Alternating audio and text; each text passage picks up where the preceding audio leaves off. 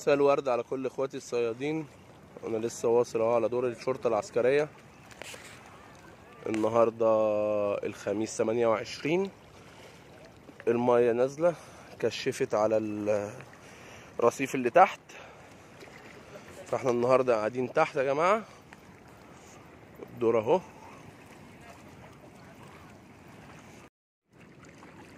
اول استفتاح اهو يا رجالة. المية نازلة زي ما قلت لكم من متر وعشرين لمتر ونص، كشفت على الرصيف اللي تحت، بس يعني ها الدنيا شغالة. تاني حتة اهي معانا يا رجالة. اعذروني بس المرة دي بجد مفيش اي امكانية ان انا اعرف اصور لكم لايف زي المرة اللي فاتت، فهصور لكم فيديوهات صغيرة كده مع كل اكلة، ويا رب تعجبكم. خليكم معانا وان شاء الله اللي جاي احسن. البولت اهو يا رجالة، هتسرح 2 متر بحيث الغماز ده كده وتثبت عليها بعد كده ان شاء الله، وهتاخدوا احلى سمك. لسه في حد حبيبنا واخد رعاضة ودي جاية بعديها على طول اهي.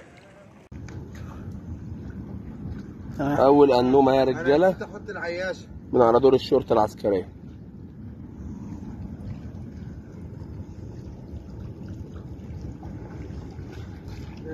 صباح الورد والياسمين على كل اخواتنا الصيادين. ده رزق سهرة امبارح من دور الشرطة العسكرية. الدور معالمه اتغيرت تماما بعد ما المية نزلت من متر وعشرين سنتي لمتر ونص. كشفت على الرصيف اللي تحت، فطبعا الدور معالمه اتغيرت خالص، وخصوصا ان احنا بقينا نصطاد على الحوشة عدل، فبنرمي بعديها ونسرح 2 متر ونمسك على الغماز. طبعا ناخد بالنا عشان في عواد امبارح اتكسرت من الحوشة من كتر التشبيك، بس كنا عايزين نوصل على الدور بدري شوية عشان نكشفه قبل ما نقعد نصطاد عليه. بس الحمد لله على كل شيء. العدة اللي استخدمناها عواد رقعة فوق ال6 متر، مكان صغير، القرمة متر ونص، سن 8 اكوامارين ملوي طعم دود ارض، طبعا على غماز ياخد بلحتين صغيرين عشان المية مش هادية قوي.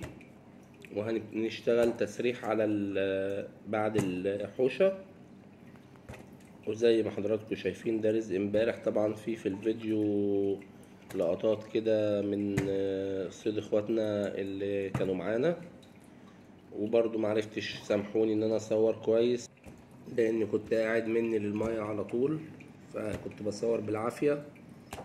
واتمنى ان اي حد يروح هناك ياخد باله، لان الدور اللي تحت لما كشف الارضية بتاعته كلها مزحلقة من الريم اللي كان عليه. فيا ريت ناخد بالنا يا جماعة وناخد بالنا كويس، لان الاضاءة تحت ضعيفة شوية. ونشوفكم ان شاء الله على الف خير في فيديوهاتنا اللي جاية. انتظرونا.